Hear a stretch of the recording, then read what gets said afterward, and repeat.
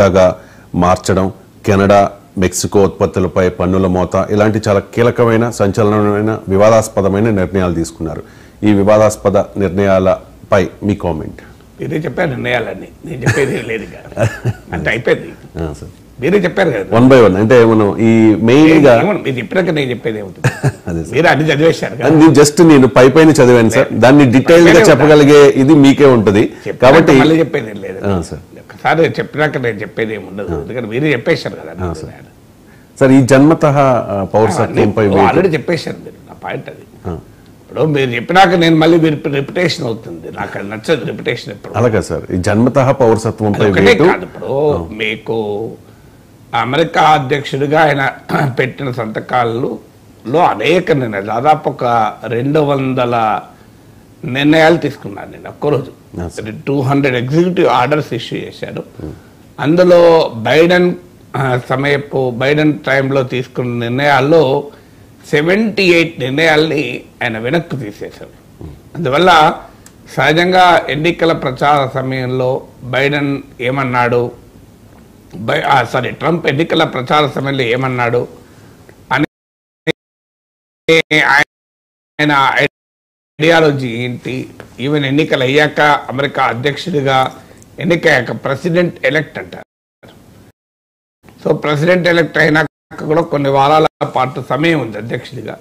ఈ సమయంలో ఆయన చేసిన వ్యాఖ్యలు ఏంటి, వీటిని గమనిస్తే ఇప్పుడు వాటికి యొక్క కార్యరూపం ఇస్తూ అనేక నిర్ణయాలు తీసుకున్నారు. అందులో కనిపించే నిర్ణయం ఒకటి ఏంటంటే టారిఫ్స్ గురించి. ఎందుకంటే ఆయన ఎన్నికల సమయంలోనూ తర్వాత ఎన్నికలు అయిపోయాక కూడా మళ్ళీ రిపీట్ చేసింది టారిఫ్ గురించి. సో టారిఫ్ గురించి చెప్తూ ఐ లవ్ దిస్ వర్డ్, డిక్షనరీలో నాకు చాలా ఇష్టమైన పదం ఇది అని పదే చెప్పాడు. ఒక కెనడా మెక్సికోల పైన టారిఫ్ గురించి మాట్లాడాడు, కానీ చైనా పైన టారిఫ్ గురించి మాట్లాడలేదు. వాస్తవంగా అప్పుడు చెప్పిన దాంట్లో ప్రపంచంలోని అన్ని దేశాల పైన 10% ట్యాక్సెస్ విధిస్తాను, సుంకాలు విధిస్తాను అన్నాడు. ఇప్పుడు కెనడా మెక్సికోల పైన 25%, చైనా పైన 60% వరకు విధిస్తా అన్నాడు. కానీ ఇంట్రెస్టింగ్ ఏంటంటే ఈ 200 ఎగ్జిక్యూటివ్ ఆర్డర్స్లో అందరూ ఊహించింది టారిఫ్ వార్ మొదలు పెడతాడు అని. ఇక్కడే మనం చాలాసార్లు చెప్పుకున్నాం ట్రంప్ ఈజ్ అన్ప్రెడిక్టబుల్ అని. సో చైనా పైన అంత అల్లరి చేశాడు, కానీ అల్టిమేట్గా చైనా పైన మాత్రం మాట్లాడేది యాక్షన్. పైగా దానికి ఏమన్నా అంటే ఇంకా సరైన సమయం ఇప్పుడు కాదు, దాని సమయం వచ్చినప్పుడు తీసుకుంటాను నిర్ణయం అన్నాడు. అమెరికా అధ్యక్షుడిగా తన ప్రమాణ స్వీకారానికి రమ్మని చైనా అధినేత జిన్పింగ్ను కూడా ఆహ్వానించాడు. జిన్పింగ్ రాలేదు, ఆయన వైస్ ప్రెసిడెంట్ పంపించాడు. అందువల్ల ట్రంప్ తీసుకునే నిర్ణయాలు, ఈ 200 నిర్ణయాల్లో అందరూ ఊహించింది నెంబర్ 1 నిర్ణయంగా టారిఫ్స్ ఉంటుంది. చైనా పైన ట్రేడ్ వార్, అంటే బైడెన్ వెళ్ళిపోయే ముందు కూడా చైనా కార్లను నిషేధించాడు.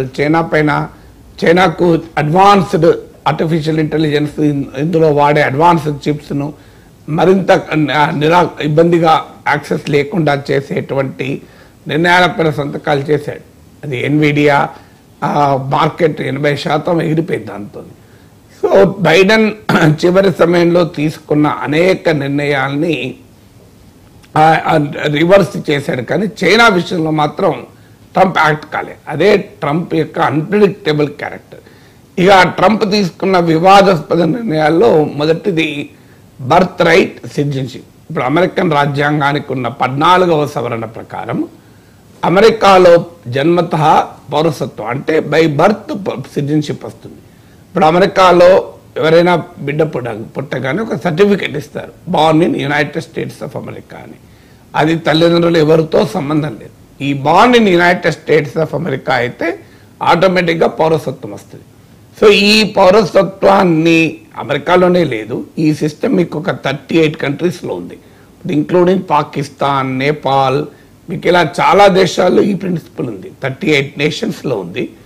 ట్రంప్ నేను అబద్ధం ఆడాడు, ఆయనకు తెలుసో మరి తెలియకనో, America is the only country where there is the birth right citizenship అన్నాడు. That's wrong. అమెరికా ప్రెసిడెంట్ కూడా ఎలా తెలియక మాట్లాడతాడు, అబద్ధాలు ఆడుతున్నదానికి ఉదాహరణ 38 దేశాల్లో ప్రపంచంలో బర్త్ రైట్ సిటిజన్షిప్ ఉంది. అంటే అక్కడ పుడితే ఆటోమేటిక్గా సిటిజన్ అవుతారు, తల్లిదండ్రులు ఎవరితో సంబంధం లేదు. దీనివల్ల ఏం జరిగిందంటే బర్త్డే టూరిజం, అంటే బర్త్ రైట్ టూరిజం అనేది పెరిగింది. అంటే అమెరికాకు టూరిస్టులుగా వెళ్ళి కూడా పిల్లల కన్నా మొదలైంది. ఎందుకంటే అక్కడ పుడితే తమ బిడ్డకు ఆటోమేటిక్గా సిటిజన్షిప్ వస్తుంది. లేకపోతే H1B వీసా రావాలి, లాటరీలో తగలాలి, తర్వాత గ్రీన్ కార్డు కావాలి, గ్రీన్ కార్డు సిటిజన్ కావాలి. ఇవాళ చాలామంది మన ఐటీ కంపెనీలో పనిచేసే వాళ్ళు అక్కడికి వెళ్ళి 20 ఏళ్ళు కూడా పడుతుంది. అలాంటిది పుట్టుకతోనే వస్తుంది. పుట్టుకతోనే వస్తే ప్రయోజనం ఏంటంటే వాళ్ళ బిడ్డ అడల్ట్ అయ్యాక తల్లిదండ్రులకు కూడా సిటిజన్షిప్ స్పాన్సర్ చేయొచ్చు. సో అందువల్ల ఈ బర్త్ రైట్ సిటిజన్షిప్ అనేది అమెరికన్ కాన్స్టిట్యూషన్కు 14th అమెండ్మెంట్ ద్వారా వచ్చింది. దీన్ని ఇప్పుడు మార్చింది ఏంటంటే అన్డాక్యుమెంటెడ్ పేరెంట్స్, అంటే ఎలాంటి డాక్యుమెంట్ లేకుండా అమెరికాకు వచ్చిన తల్లిదండ్రులకు బిడ్డలకు మాత్రం ఉండదు అని. దీనివల్ల ఇప్పుడు ఆటోమేటిక్గా పుడితే జన్మత వచ్చే పౌరసత్వం ఉండదు. వాళ్ళ తల్లిదండ్రుల యాంటిసిడెంట్స్ని పరిశీలిస్తారు, వాళ్ళ కరెక్ట్ డాక్యుమెంట్ల మీద వచ్చారా. ముఖ్యంగా ఇల్లీగల్గా అమెరికాలో ఉంటున్న ఇమ్మిగ్రెంట్స్ పైన ఇది చాలా ఇబ్బంది. 1,13,00,000 మంది ఉన్నారు వాళ్ళు. సో ఆ ఇల్లీగల్ ఇమ్మిగ్రెంట్స్ పిల్లలకు మాత్రం పౌరసత్వం రాదు. ఇది మొదటిగా తీసుకున్నది. రెండవది అమెరికా మెక్సికో బార్డర్ పైన ఎమర్జెన్సీ విధించాడు. అంటే అక్కడ అమెరికా మెక్సికో బార్డర్ను సీల్ చేశాడు. అలాగే అక్కడ అమెరికా మెక్సికో బార్డర్లో డిటెన్షన్ సెంటర్స్ నిర్మిస్తున్నాడు. మాస్ డిపోర్టేషన్ అంటే ఈవెన్ మిలిటరీని కూడా మొబిలైజ్ చేసి అమెరికా మెక్సికో బార్డర్లో ఎవరు రాకుండా చర్యలు తీసుకున్నాడు. ఎందుకంటే అమెరికాలో ఉన్న 1,13,00,000 ఇల్లీగల్ మైగ్రెంట్స్లో అత్యధికంగా వచ్చేది మెక్సికో నుంచే. రెండవ అతిపెద్ద దేశం ఎల్ సాల్వడార్, మూడవ అతిపెద్ద దేశం ఇల్లీగల్ మైగ్రెంట్స్ ఉన్నది ఇండియా నుంచి. సో అందువల్ల మెక్సికో అమెరికా బార్డర్కు సీల్ చేసి మిలిటరీని కూడా మొబిలైజ్ చేస్తానికి వీలుగా నేషనల్ ఎమర్జెన్సీ ప్రకటించాడు అమెరికా మెక్సికో బార్డర్లో. ఇది మొదటి నుంచి ప్రెసిడెంట్గా ఎన్నికల్లో పోటీ చేసినప్పటి నుంచి, ప్రెసిడెంట్గా గెలిచినప్పటి నుంచి ట్రంప్ చెప్తున్నది ఇమ్మిగ్రేషన్. ఇది రెండవ అతిపెద్ద చర్య. మూడవ అతిపెద్ద చర్య ఏంటంటే 1,500 మంది పైన, అంటే 2020లో ఎన్నికలు జరిగినప్పుడు ఆ ఎన్నికల అబద్ధము, నా నుంచి గెలుపును దొంగిలించారు, నేను ఈ ఎన్నికలు గుర్తించను అంటూ ప్రెసిడెంట్ హోదాలో ఉండి తన మద్దతుదారులను అమెరికన్ క్యాపిటల్ హిల్ మీదికి, పార్లమెంట్ భవనం మీదకి ఉసికొల్పాడు ట్రంప్. దానిపైన 1,500 మంది కేసులు ఎదుర్కొంటే ఆ 1,500 మందికి ఆ ప్రెసిడెన్షియల్ పార్డన్ అంటాడు. అంటే దేశాధ్యక్షుడికి ఉండే ఒక ప్రత్యేక అధికారాల్లో ఎవరినైనా క్షమాభిక్ష పెట్టచ్చు.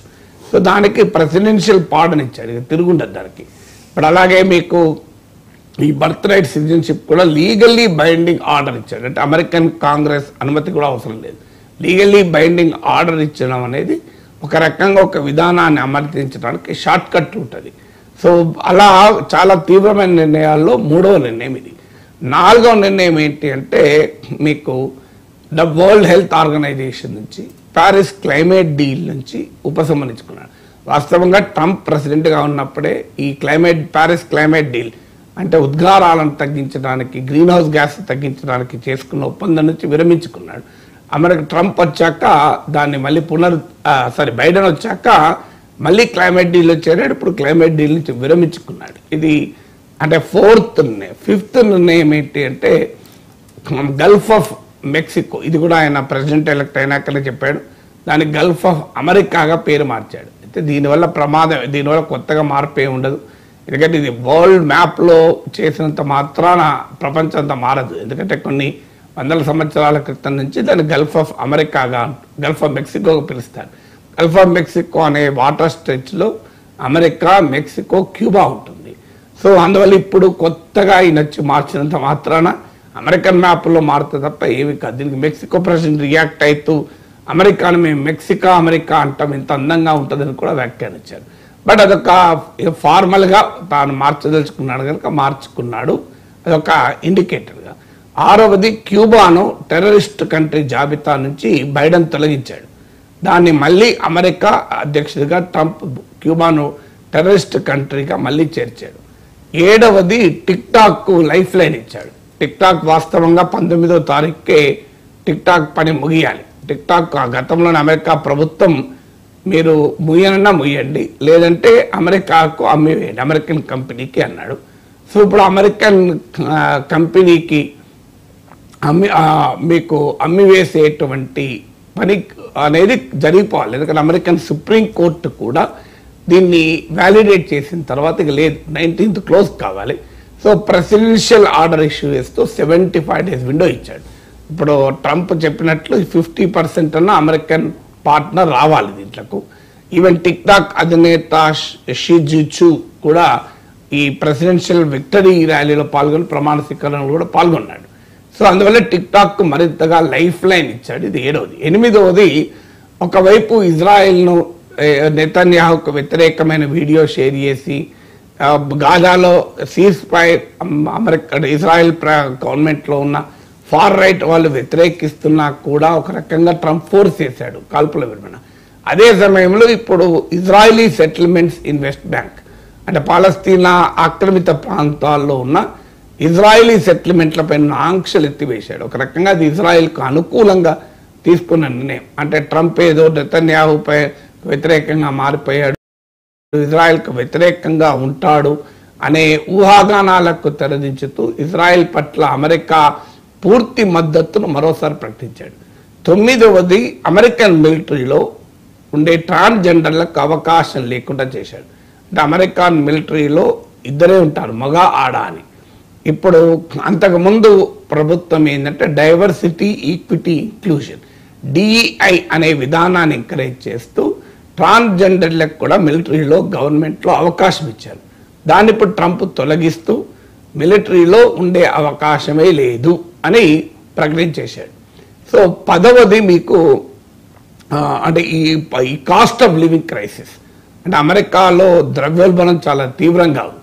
వాస్తవానికి ఎథనిక్ మైనారిటీస్ అమెరికా ట్రంప్ ఓటేయకూడదు, కానీ ఈ కాస్ట్ ఆఫ్ లివింగ్ క్రైసిస్ వల్ల ఎథనిక్ మైనారిటీస్ కూడా పెద్ద సంఖ్యలో ట్రంప్ ఓటేస్తారు విచిత్రంగా. అంటే దాన్ని తగ్గించడానికి నిర్ణయాలు తీసుకుంటున్నాను ప్రకటించాడు. ప్రతి ప్రభుత్వ శాఖను ఆదేశించాడు, మీరు ధరలు తగ్గించుకోవటానికి ఏం చేస్తారో చేయాల్సిందే అని. ఇక మీకు 11వది నిర్ణయం, ప్రభుత్వ హైరింగ్ అంటే గవర్నమెంట్లో ఇక కొత్త నియామకాలు ఉండవు అని ప్రకటించాడు. ఫ్రీజ్ అని హైరింగ్, ఇది ఊహించింది. ఎందుకంటే అంతకుముందే ఇలాన్ మస్క్ నాయకత్వంలో డిపార్ట్మెంట్ ఆఫ్ గవర్నమెంట్ ఎఫిషియన్సీ పెట్టాడు, పబ్లిక్ ఎక్స్పెండిచర్ తగ్గిస్తామని ప్రకటించాడు కూడా. 12వది work from home in government రద్దు చేశాడు. అంటే ఇక అమెరికాలో ఎవరు ప్రభుత్వంలో పనిచేసే వాళ్ళు ఎవరు కూడా ఇంటి నుంచి పనిచేసే అవకాశం లేదు. 13 ఆల్ ఫారిన్ అగ్రిమెంట్స్ను, ఫారిన్ ఎయిడ్ అంటే విదేశాలకు సాయం చేసేటువంటి అమెరికా స్కీమ్స్ అన్నిటినీ పరిశీలిస్తానన్నాడు. అంటే క్లియర్గా అమెరికా ఫస్ట్, అమెరికాకు ఉపయోగపడాలి, అమెరికాకు ఉపయోగపడకుండా మేము ఎవరికి సాయం చేయం. WHO అమెరికాకు ఉపయోగపడడం లేదు కనుక మేము దాని నుంచి బయటకు వస్తున్నాం. క్లైమేట్ డీల్ అమెరికా ఆర్థిక పర్యావరణ ప్రయోజనాలను కాపాడడం లేదు కనుక దాని నుంచి బయటకు వస్తున్నాం. ఇలా తన అమెరికన్ ఫస్ట్ ఎజెండా అనేది అమలు చేసేటువంటి క్రమంలో ఆల్ ఫారిన్ ఎయిడ్ అగ్రిమెంట్స్ మొత్తాన్ని సమీక్షిస్తాను అని ప్రకటించాడు. సో ఇప్పుడు మీకు చెప్పిన 200 ఎగ్జిక్యూటివ్ ఆర్డర్లు ఈ 13 చెప్పాడు ఇప్పటికి మీకు. ఈ 13 కూడా ఒక శాంపుల్ మాత్రమే. కానీ ఈ శాంపుల్ ఏం తెలియజేస్తుంది? ఈ శాంపుల్లో ఉన్న వాటిని చూస్తే ఒకటి క్లియర్గా ట్రంప్ ప్రపంచంలో ఎక్కడ ఇన్వాల్వ్ కావాలి, ఎక్కడ ఇన్వాల్వ్ కాకూడదు అన్నప్పుడు చాలామంది ఊహించినట్లు ఐసోలేషన్గా ఉంటాడు, ప్రపంచానికి సంబంధం లేకుండా ఉంటాడు. అది నిజం కాదు. తన అమెరికన్ ఫస్ట్ అనే ఎజెండాతో అమెరికాకు ఉపయోగపడేటువంటి అంశాల్లో ప్రొయాక్టివ్గా ఉంటాడు. అందుకే మీకు ఇజ్రాయెల్ సెటిల్మెంట్లను కూడా గుర్తించాడు. ఇక 2వది తన ఎజెండా ఇప్పుడు ఈ డైవర్సిటీకి, ఈక్విటీకి, ఇంక్లూజన్కు వ్యతిరేకం. రిపబ్లికన్లు మొదటి నుంచి కూడా ఛాంద్ర స్వభావాలకు, సనాతన ఛాంద్ర స్వభావాలు, సాంప్రదాయ భావాలు ఉండేటువంటి వారు కనుక ఆ కన్జర్వేటివ్ సొసైటల్ ఎజెండాను ఇంప్లిమెంట్ చేస్తున్నాడు. అలాగే యాంటీ ఇమిగ్రేషన్ ఎజెండాను ఇంప్లిమెంట్ చేస్తున్నాడు. అంటే తాను make America great again, America first అనే నినాదాలతో వచ్చాడు కనుక వాటికి క్లియర్గా రూపాన్నిస్తూ ఈ ఆదేశాలు ఉన్నాయి. కానీ ఇంట్రెస్టింగ్ ఏంటంటే మొదటి నుంచి అందరూ చెప్పుకున్నట్లు ట్రంప్ ఈజ్ హైలీ అన్ప్రిడిక్టబుల్.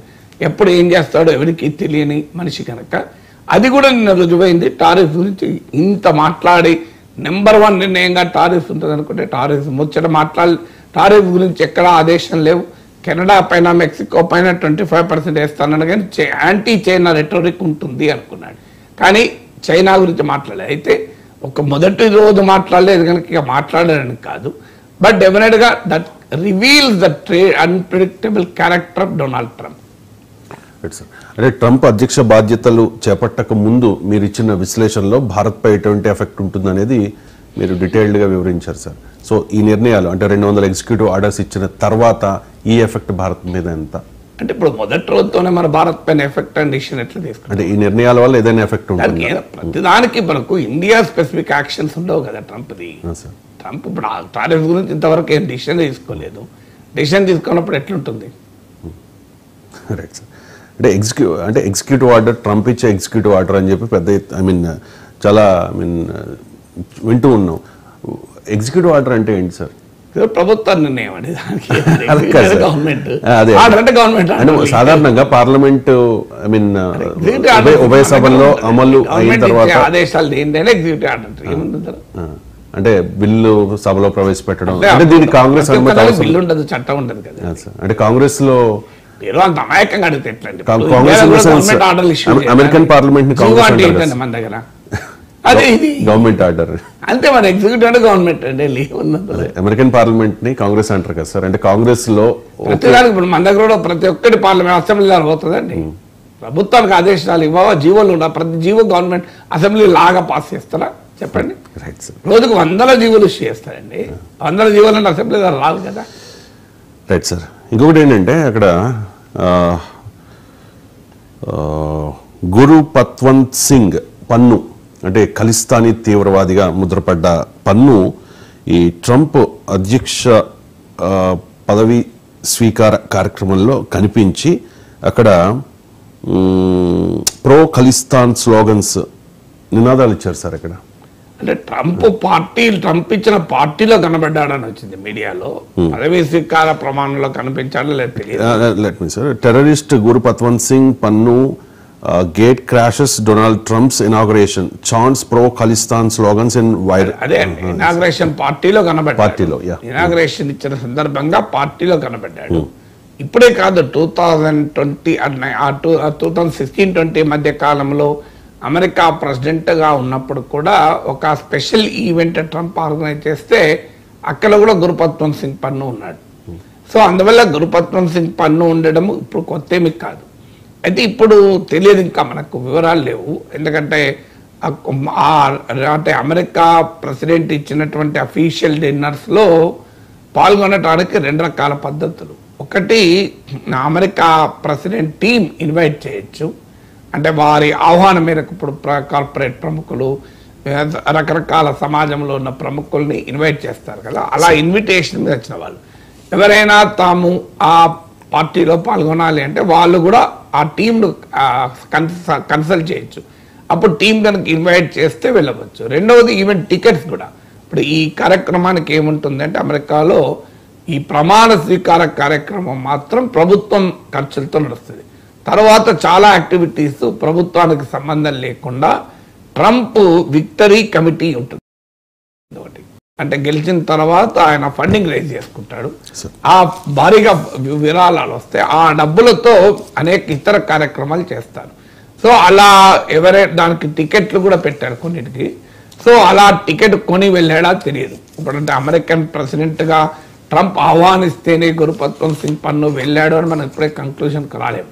ఆయన అలా వెళ్ళాడా, నిజంగానే ట్రంప్ ఇన్వైట్ చేశాడా లేదా తెలియదు మనకు. లేదా అతను వీళ్ళు ఇన్వైట్ చేయకపోయినా టికెట్ కొనుక్కొని వెళ్ళాడో తెలియదు. అందువల్ల అది ఎస్టాబ్లిష్ అయితే తప్ప పాలసీ ఏంటి అనేది మనకు అర్థం కాదు. కానీ అదే సమయంలో మరి నిజంగానే ఖలిస్తాన్ విషయంలో ట్రంప్ వైఖరి ఎలా ఉంటుంది ఇది కూడా క్లారిటీ లేదు. ఎందుకంటే ట్రంప్ నియమించిన కొత్త నేషనల్ సెక్యూరిటీ అడ్వైజర్ ఏమో మీకు ఈ ఖలిస్తాన్ అనే వాదానికి వ్యతిరేకి. అమెరికా అధ్యక్షుడిగా ట్రంప్ నియమించిన కొత్త జాతీయ భద్రతా సలహాదారుడు. కానీ అదే సమయంలో వన్ ఆఫ్ ది అటార్నీస్ అంటే అటార్నీ జనరల్స్ అంటారు కదా. సో ఆ అటార్నీ జనరల్ టీంలో ఒక ఇండియన్ అమెరికన్ ఉమెన్ లాయర్ను కూడా నియమించారు. ఆమె క్లియర్గా పంజాబీ సిక్ మాత్రమే కాదు, ఖలిస్తాన్ అనుకూలులు కూడా. అంటే ఆమె గతంలో కూడా ఖలిస్తాన్ వాదానికి అనుకూలంగా అనేక స్టేట్మెంట్ కూడా ఇచ్చారు. సో ఒకవైపు ఏమో తన టీంలో నేషనల్ సెక్యూరిటీ అడ్వైజర్గా నియమించిన వ్యక్తి ఏమో ఖలిస్తాన్ డిమాండ్ను వ్యతిరేకిస్తూ గతంలో మాట్లాడిన ఉదాహరణలు ఉన్నాయి. మరోవైపు ఆయన అటార్నీ టీంలో ట్రంప్ నియమించిన గవర్నమెంట్ లాయర్స్ ఒక మాటలో చెప్పాలంటే ఆ టీంలో ఖలిస్తాన్ అనుకూలంగా మాత్రమే కాదు, ఖలిస్తాన్కు మద్దతుగా వాదించినటువంటి ప్రకటనలు చేసినటువంటి వ్యక్తిని తీసుకొచ్చి పెట్టుకున్నాడు. సో అందువల్ల we really do not know ఇప్పుడు పన్ను వచ్చిన దాని విషయంలో ఎలా ఉంటుందో, దీనిపై కూడా ఫ్యూచర్లో ఎలా ఉంటుందో చెప్పలేము. కానీ అమెరికానే కాదు, కెనడా కానీ యూకే కానీ ఇవన్నీ కూడా మొదటి నుంచి కూడా ఖలిస్తాన్ వాదుల పట్ల సాఫ్ట్గా ఉంటూ వచ్చింది. లేకపోతే పన్ను ఎలా ఉంటాడు అమెరికాలో? సో పన్ను is a designated terrorist of India. భారత ప్రభుత్వం అధికారికంగా తీవ్రవాదిగా ప్రకటించిన వ్యక్తి. ఈవెన్ టికెట్ కొనుక్కుందాం అనుకున్నా, ఇప్పుడు మన దగ్గర ఏదైనా టికెట్ కొందామంటే ఒక మ్యూజియంలోకి వెళ్ళాలంటే ఆధార్ కార్డు చూపెడితే తప్ప టికెట్ ఇవ్వరు. సో అంత సెక్యూరిటీ రూల్స్ ఉంటాయి. సో ఆ సెక్యూరిటీ నిబంధనల ప్రకారం ఈవెన్ మీకు మన ఆధార్ కార్డు చూపెట్టాలి. నేను అండమాన్స్లో ఉన్నాను, మేము అక్కడ అండమాన్ జైలు సందర్శించడానికి వెళ్ళిన, అక్కడ నావెల్ మ్యూజియం చూడటానికి వెళ్ళాం, ఆంథ్రపాలజీ మ్యూజియం చూడటానికి వెళ్ళాం. అంతటా కూడా మాకు క్లియర్ అనుభవం, ఆధార్ కార్డు ఇస్తేనే టికెట్ అమ్మారు, లేకపోతే టికెట్ అమ్మలేదు. సో ఒక అండమాన్ జైలు చూడటానికైనా ఒక మ్యూజియంలు చూడటానికి కూడా సెక్యూరిటీ రీజన్స్ రీత్యా ఆధార్ కార్డు ఇస్తేనే టికెట్ అమ్మారు. మరి అలాంటప్పుడు మీకు అమెరికా అధ్యక్షుడిగా ట్రంప్ ప్రమాణ స్వీకారానికి కావచ్చు, ట్రంప్ ఇచ్చే పార్టీలకు కావచ్చు, ఓ టికెట్ కొనాలంటే ఎవరికి పడతాను టికెట్ ఇస్తారా? టెర్రరిస్టులకు కూడా టికెట్లు అమ్ముతారా? సో ఇండియా ఇది declare terrorist. Of course America ప్రకటించకపోవచ్చు, కానీ అమెరికాకు మిత్రదేశమైన భారతదేశం అతన్ని తీవ్రవాదిగా ప్రకటించిన తర్వాత అతను ఎలా ఎంటర్ అయ్యాడు, టికెట్ కూడా తీసుకుని అనేది క్వశ్చన్ అయితే డెఫినెట్గా వస్తుంది. అందువల్ల ఇంకా ప్రెసిడెంట్ ట్రంప్ ఇన్విటేషన్ మీదనే కనుక హాజరై ఉంటే ఇంకా ప్రమాదకరం. మరి అలా హాజరు కాక టికెట్ కొనుక్కొని ఉంటే కొంతైనా మనం అర్థం చేసుకోవచ్చు, ఓకే అమెరికాలో అట్లే ఉంటుంది పాలసీ, పట్టించుకోరు వాళ్ళు. అమెరికా ప్రకటిస్తే తప్ప, అమెరికానే టెర్రరిస్ట్గా ప్రకటిస్తే ఒక రకంగా ఉంటారు, ఇండియా టెర్రరిస్ట్గా ప్రకటిస్తే మరో రకంగా ఉంటారు. అది అమెరికా విధానం అని మనం కొంత సముదాయించుకోవచ్చు. ఇంకా కానీ మనకు ఆ వివరాలు ఇంకా తెలియదు. కానీ గత ప్యాటర్న్ కనుక తీసుకున్నా అమెరికా అధ్యక్షుడిగా ట్రంప్ తాను నియమించిన టీం మెంబర్స్లో స్వభావం రీత్యా చూసిన ఖలిస్తాన్ విషయంలో భారత్ ప్రయోజనాలకు అనుగుణంగా ట్రంప్ ఉంటాడన్న గ్యారంటీ అయితే ఇవ్వలేము. అందువల్ల ఖచ్చితంగా మనం అప్రమత్తంగా ఉండాలి, రైజ్ చేయాలి. ఎందుకంటే వెస్టర్న్ కంట్రీస్ యొక్క హిపోక్రసీ, డూప్లిసిటీ, టెర్రరిజం చాలా ఎక్కువ. తమ పైకి వచ్చినప్పుడే వాళ్ళు టెర్రరిజాన్ని పట్టించుకుంటారు. ఇప్పుడు పాకిస్తాన్ తీవ్రవాదుల పురిటిగడ్డ. మరి పాకిస్తాన్కి అన్ని రకాల సహకారాన్ని అందించింది అమెరికానే కదా. అమెరికాకు తెలియదా బిన్ లాడెనే ఇస్లామాబాద్ పక్కన మిలిటరీ హెడ్ క్వార్టర్స్ పక్కన పెట్టుకున్నారు కదా. ఇంతకన్నా ఇంకేముంటుంది? బిన్ లాడెన్కి ఆశ్రయించిన దేశం పైన అమెరికా ఏం ఆంక్షలు విధించింది? అదే వేరే కంట్రీ అయితే ఇప్పటికి ఆంక్షలు విధించు కాదు, యుద్ధం చేసేది. నిజంగానే ఇరాన్లోనే బిన్ లాడెన్ ఉండుంటే అమెరికా యుద్ధం చేయకపోవా, మిసైల్స్ పంపించేది. ఉత్తర కొరియాలో కనుక బిన్ లాడెన్ ఉండుంటే ఊరుకునేదా? మీరు ఈవెన్ ఇండియాలో బిన్ లాడెన్ ఉన్న ఊరుకునేదా? మరి పాకిస్తాన్లో బిన్ లాడెన్ నాకు ఆశ్రయం ఇచ్చిన 5 ఏళ్ళు ఎందుకు ఊరుకున్నది? కనీసం ఒక్కటంటే